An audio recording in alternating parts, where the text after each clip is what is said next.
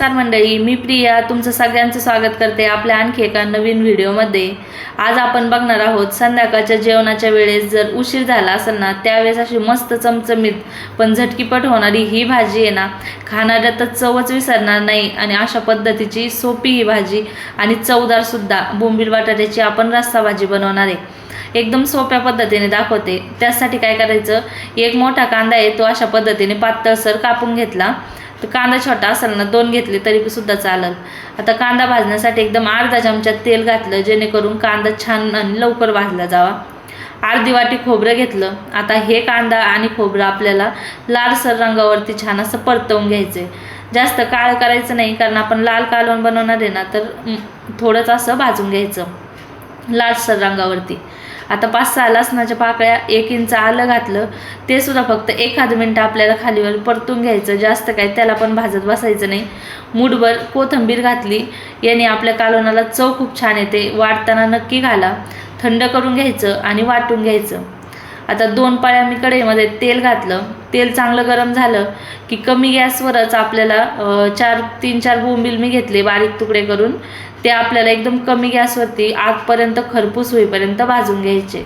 आता तुम्ही जास्त बोंबील खात असाल ना, तर तुम्ही याच्यापेक्षा जास्त सुद्धा बोंबील घेऊ शकता, किंवा कमी खात असाल तर याच्यापेक्षा कमी सुद्धा घेऊ शकता।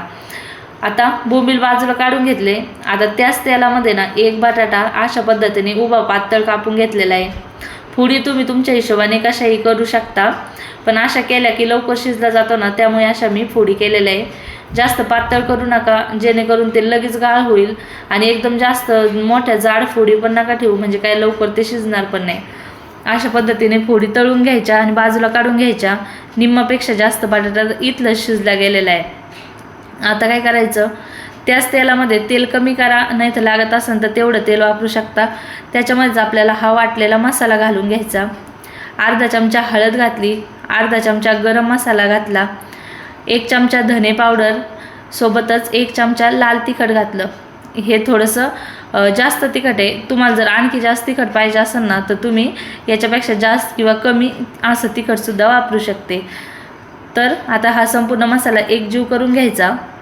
सोबतच आपल्याला त्याच्यामध्ये 1 चमचा चिकन मसाला, किंवा जो कोणी तुम्ही सब्जी मसाला, किचन किंग मसाला वापरत असाल ना, अंडा करी मसाला जो असेल तो मसाला 1 चमचा घाला।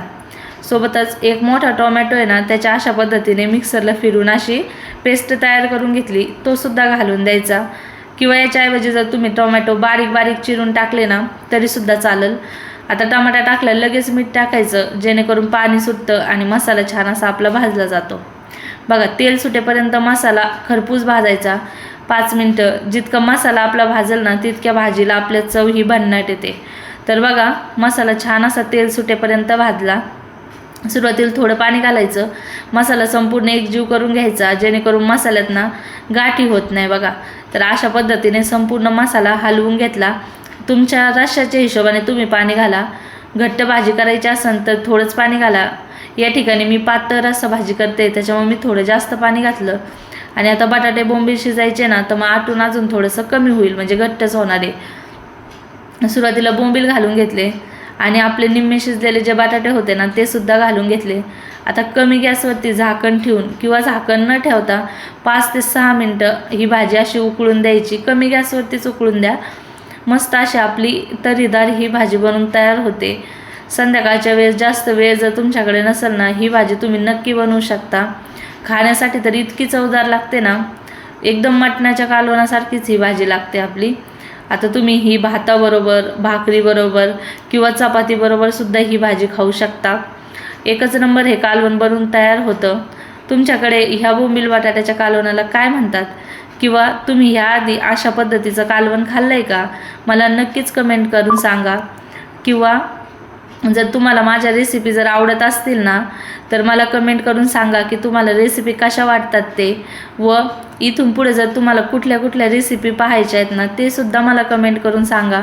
मी नक्की बनवायचा प्रयत्न करेल। अशाच पद्धतीने आपल्या चॅनलवरती आणखीसुद्धा भरपूर सारे व्हिडिओ आहेत ना, ते सुद्धा जाऊन बघा। कालवण तयार झालेलं आहे आपलं। वरून मस्त अशी कोथिंबीर घालायची आणि जेवणासाठी ताट वाढायचं। भातासोबत, भाकरीसोबत, कशाबरोबर पण खा, एकच नंबर भाजी आहे। व्हिडिओ कसा वाटला नक्की कमेंट करून मला कळवा।